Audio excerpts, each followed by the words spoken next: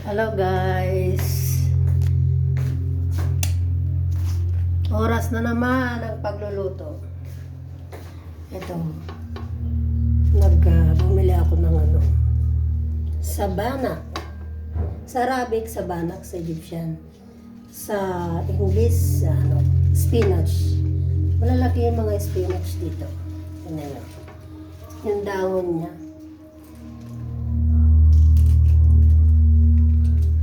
Alam nyo guys, inaano ko lang to, ginigisa ko lang. Kasi bawal na sa akin mga mamantika. Saka ito guys, bumili ako kahapon ng beans. Kano ang kilo nito? 1 kilo lang. 1 kilong beans. Ito guys, bili ko rito 5 piso. 5 pound. So, 5 pound is 1 piso isa. Ito. 5 piso ito.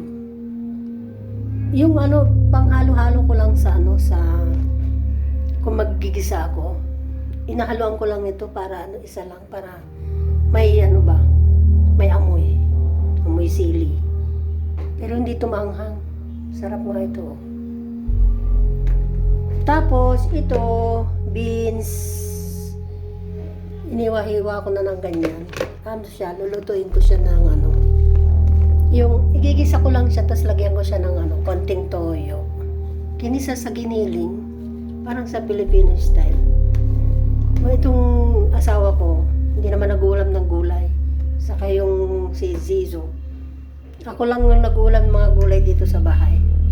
Kaya ganyan lang yung binibili ko. Mga kilo-kilo lang. Kasi ako lang nag-uulam. Ayan, sabi nga pala nila sa Facebook, ay ako. Kung wala daw kayong may content, maglakad-lakad lang daw kayo sa kalye, magsali-salita. Tapos nakabili ako guys ng ito. Yung, parang munggo sa atin ito eh. Yung adas na black. Dito atas ang tawag dito eh. Kalahating kilo na ito guys. Alam niyo ito, kalahating kilo na parang munggo rin ito eh. Yung kalahati nito 30 pesos. Kung sa pera natin, 30 pesos ito. Tapos, ito naman, pulang tawag nila dito eh. Yung parang sa beans din na parang nilalaga rin. Parang sa pagkain nila ito. Yung asawa ko, kinakain niya lang ito sa tinapay.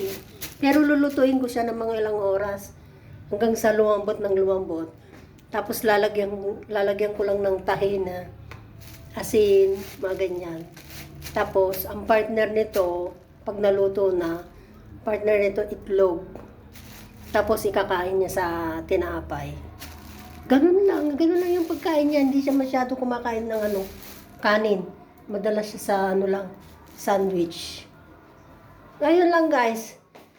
Thank you so much for the day.